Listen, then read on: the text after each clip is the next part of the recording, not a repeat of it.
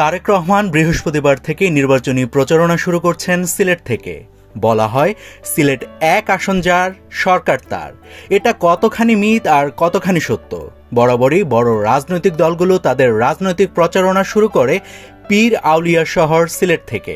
বলা হয় সিলেট আভাস দেয় সরকার গঠনের। তবে শেষ ৫১ বছরের ১২ নির্বাচনের ঐতিহাসিক সত্যতা কতটুকু? বাংলাদেশ জন্মের পর থেকে দ্বাদশ নির্বাচন পর্যন্ত সিলেট এক আসনে যে দল জয়ী হয়েছে, সরকার তারাই গঠন করেছে। তবে রাজনৈতিক বিশ্লেষকদের মতে ধর্মভিত্তিক এই রাজনৈতিক মিথ ভেঙে যেতে পারে যে কোনো সময়। তবে এখন পর্যন্ত সিলেট যার, সরকার তার। আচ্ছা, সমীকরণ কি বলছে সেটা একটু দেখা যাক।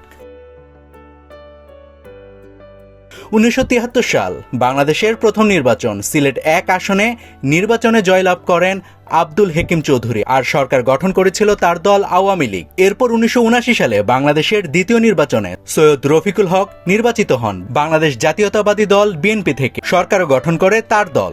১৯৮৬ এবং ১৯৮৮ এই দুই নির্বাচনে সিলেট এক আসন ছিল জাতীয় পার্টির হুমায়ুন রশিদ চৌধুরীর কাছে, আর সে সময় রাষ্ট্র ক্ষমতায় ছিলেন হুসাইন মোহাম্মদ এরশাদ।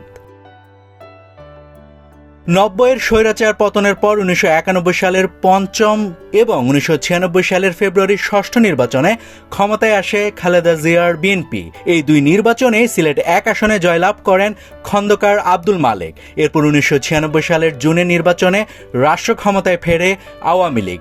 সেবার এই আসনে আবারও নির্বাচিত হন হুমায়ুন রশিদ চৌধুরী। তবে সেবার তিনি জয়লাভ করেন আওয়ামী লীগের নৌকা প্রতীকে। এরপর ২০০১ সালের নির্বাচনে বিএনপি থেকে জেতেন এম সাইফুর রহমান। অন্যদিকে ২০০৮ ও ২০১৪ সালের নির্বাচনে এই আসন থেকে জেতেন আওয়ামী লীগের আবুল মাল আব্দুল মোহিত। সে সময়গুলোতে তাদের দলই সরকার গঠন করে এবং তারা দুজনই ছিলেন অর্থমন্ত্রী। তখন অনেকে মজা করে বলতেন কেবল সরকার নয়, সিলেট এক আসন নির্ধারণ করে দেয় দেশের অর্থনীতিও। এরপর সবশেষ দুই নির্বাচনে অর্থাৎ ২০১৮ এবং ২০২৪ সালের নির্বাচনে সিলেট এক আসন থেকে জয়লাভ করেছিলেন আবুল কালাম আব্দুল মোমেন। দায়িত্ব পেয়েছিলেন পররাষ্ট্র মন্ত্রণালয়ের। অর্থাৎ গত ৫১ বছরে সিলেটের ব্যালট এভাবে আভাস দিয়ে যাচ্ছে। তাই আসন্ন নির্বাচনেও মহা গুরুত্বপূর্ণ এই আসন। তাই তো ১৯৯১ সাল থেকে প্রতিটি বড় রাজনৈতিক দল তাদের প্রচারণা শুরু করে সিলেট থেকে। এদিকে প্রচার শুরুর দিনই অর্থাৎ বৃহস্পতিবার বিএনপির চেয়ারম্যান তারেক রহমান সিলেট, মৌলভীবাজার, হবিগঞ্জ, ব্রাহ্মণবাড়িয়া, কিশোরগঞ্জ, নরসিংদী ও নারায়ণগঞ্জ সহ মোট ৬টি জেলায় সমাবেশে যোগ দিবেন।